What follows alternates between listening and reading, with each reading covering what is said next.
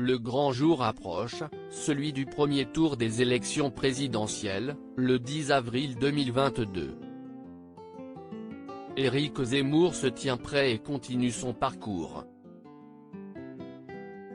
On ne parle plus d'ascension désormais, sa dynamique dans les intentions de vote ayant perdu clairement de la superbe depuis la guerre en Ukraine.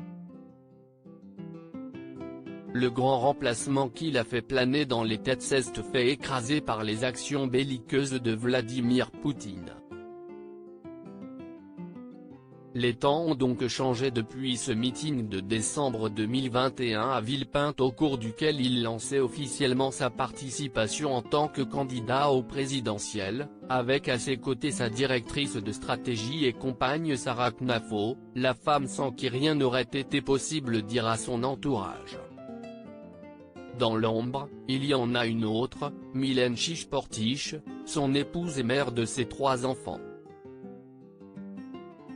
Paris Match revient sur un moment délicat de ce rassemblement que cette avocate de métier a du mal vivre. Au cours du meeting de Villepinte le 5 décembre 2021, l'effervescence est à son plein. Le show se prépare, sous les ordres notamment d'Olivier Hubeda, professionnel de l'événementiel politique. Paris Match raconte une scène que personne n'a vue. Si l'on sait que la femme qu'Éric Zemmour a épousée en 1982 est présente avec leurs 3 enfants, Hugo, 24 ans, Thibaut, 22 ans et Clarisse, 17 ans, on découvre en lisant le magazine le contexte de leur arrivée. L'épouse d'Éric Zemmour, Mylène, s'y est en effet présentée accompagnée de leurs 3 grands-enfants. L'avocate arrive en avance, s'enquiert de l'horloge, rappelant au vigile être Madame Zemmour. Sauf qu'aucun espace privatif ne leur a été attribué, ni même d'ailleurs à Jean-Luc, le frère de Zemmour, venu avec son fils aîné.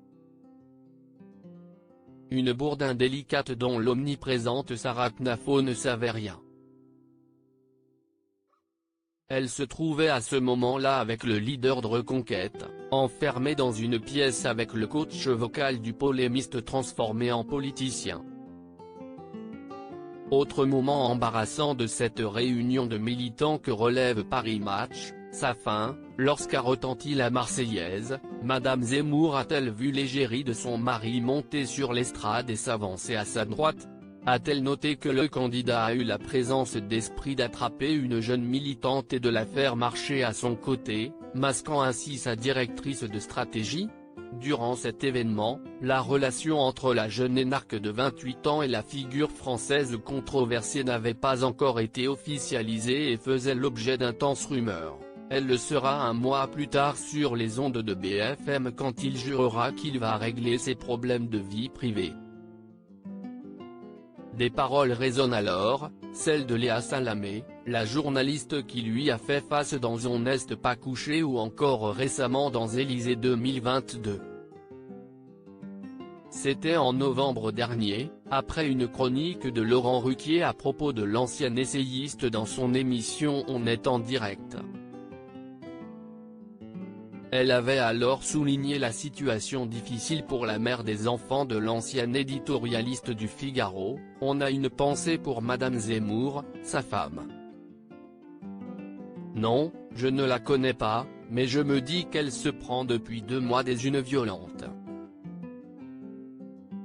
Retrouvez l'intégralité de l'interview dans le magazine Paris Match du 17 mars 2022.